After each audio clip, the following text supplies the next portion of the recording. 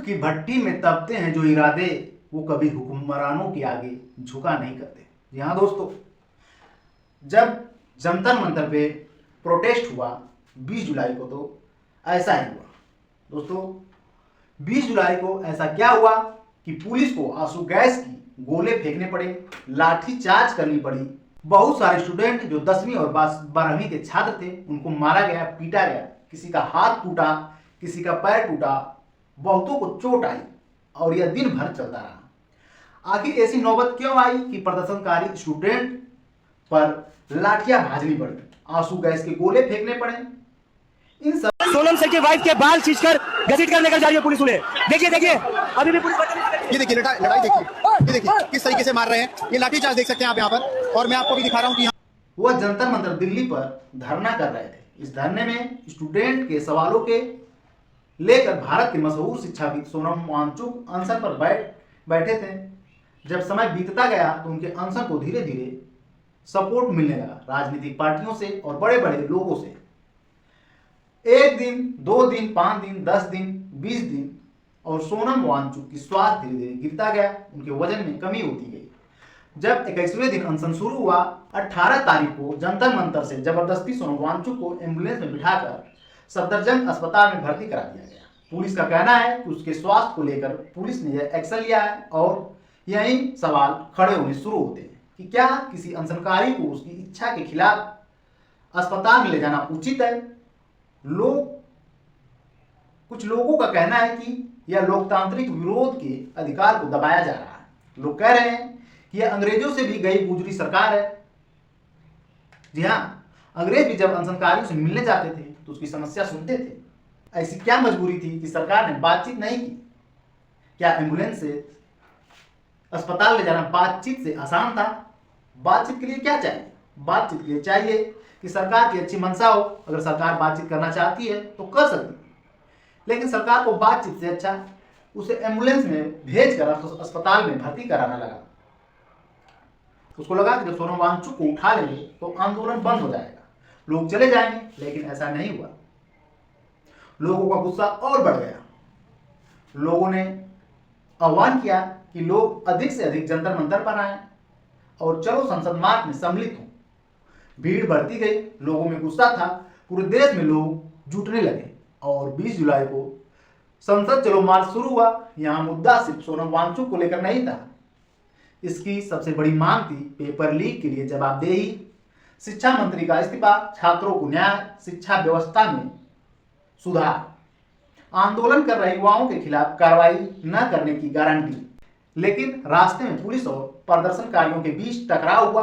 Police कहती है कि कानून व्यवस्था बनाए रखने के लिए कार्रवाई जरूरी थी, जबकि प्रदर्शनकारी का आरोप लगाते हैं कि उन पर जरूरत से ज्यादा बल प्रयोग किया गया। सड़क पर भागती भीड़, हवा में आंसू के गैस का धुआं, पुलिस की लाठियां और दूसरी तरफ अपने हक की लड़ाई लड़ने का दावा करते युवा। सोशल मीडिया पर वायरल हो रहे वीडियो कई सवाल खड़े कर रहे हैं। कहीं एक लड़की को पीछे से धक्का दिया जाता है दिखाई दे रहा है, कहीं प्रदर्शनकारी आरोप लगा रहे हैं कि महिलाओं के साथ बदसलूकी हुई है, कहीं एक युवक पुलिस के सामने खड़ा होकर कह रहा है मारो, कितना मारोगे। शायद यह सिर्फ एक लड़की की आवाज नहीं थी, यह उस गुस्से की आवाज थी जो तब पैदा होती है जब किसी को लगता है कि उसकी बात सुनने वाला कोई नहीं है। वीडियो में दिख रहा है एक घायल युवक जिसके सिर से खून बह रहा है, फिर भी वो पीछे हटने को तैयार नहीं। वह कहता है कि हम क्रांतिकारी हैं, हम हर युग में जन्म लेंगे। बस फर्क इतना है कि उस समय गोली चलाई गई थी, इस समय हमारी पुलिस ने लाठी चलाई है। यहीं से आंदोलन सिर्फ एक प्रदर्शन नहीं रह जाता है, यह भावनाओं, उम्मीदों, व्यवस्था पर उठते सवालों की कहानी बन जाता है। प्रदर्शनकारियों का आरोप है कि वे अपनी मांगों को लेकर संसद तक पहुंचना चाहते थे, लेकिन उन्हें रोका गया। उनका कहना है कि उन पर जरूरत से ज्यादा बल प्रयोग किया गया। दूसरी तरफ दिल्ली पुलिस का कहना है कि संसद और संवेदनशील इलाकों में सुरक्षा जरूरी थी। पुलिस का दावा है कि भीड़ को नियंत्रित और कानून व्यवस्था बनाए रखने के लिए कार्रवाई की गई। वायरल दावों में पुलिस ने गलत और भ्रामक भी बताया, लेकिन सवाल सिर्फ यह नहीं कि किसने क्या किया, सवाल यह भी है कि आखिर ऐसी स्थिति बनी ही क्यों इतने युवा सड़क पर उतर आए। अगर सरकार चाहती बातचीत कर लेती। लगभग 20 दिनों का समय था, लेकिन उनको जबरदस्ती उग्र किया गया। क्यों कोई लाठी खाने के बाद भी पीछे हटने को तैयार नहीं है। इतिहास गवाह है कि जब लोगों को लगता है कि उनकी आवाज अनसुनी की जा रही है, तब आंदोलन जन्म लेते हैं।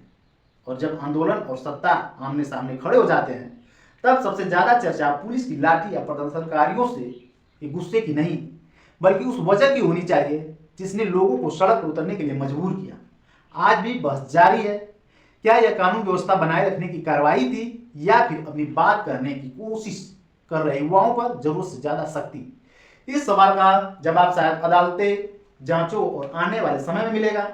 लेकिन फिलहाल सोशल मीडिया पर घूमती तस्वीरें और वीडियो देश के सामने एक सवाल जरूर छोड़ रही हैं। क्या लोकतंत्र में असहमति की आवाज को सुना जा रहा है या वह ज्यादा बेचैन होती जा रही है। इसके बाद यह मुद्दा सिर्फ एक आंदोलन नहीं रहा, बल्कि सरकार, विपक्ष, पुलिस और छात्रों के बीच राष्ट्रीय बहस का विषय बन गया। और अब इस मुद्दे को लेकर संसद में बहस बहुत तेज हो गई है। अखिलेश यादव, राहुल गांधी और सभी अपोजिशन की पार्टियां सरकार से सवाल पूछ रही हैं। और कुछ लोग कह रहे हैं कि विपक्ष अब स्टूडेंट के मुद्दे को हाईजैक कर लिया है। राहुल गांधी ने पीएम आवास के बाद धरना प्रदर्शन किया है, जिसके बाद उनको हिरासत में ले लिया गया। वहीं अखिलेश यादव ने भी संसद में आवाज उठाई। उनका कहना है कि सिर्फ छात्र अपनी बात संसद तक पहुंचाना चाहते थे, लेकिन उन्हें रास्ते में रोका जा रहा है। अखिलेश यादव ने आरोप लगाया कि सरकार छात्रों की आवाज सुनने के बजाय उन्हें दबाने की कोशिश कर रही है। उन्होंने पेपर लीक मामले पर छात्रों को न्याय देने की मांग भी दोहराई। सरकार का कहना है कि वह छात्रों के मुद्दों पर चर्चा के लिए तैयार है, लेकिन शिक्षा मंत्री के इस्तीफे की मांग को राजनीतिक बताया जा रहा है।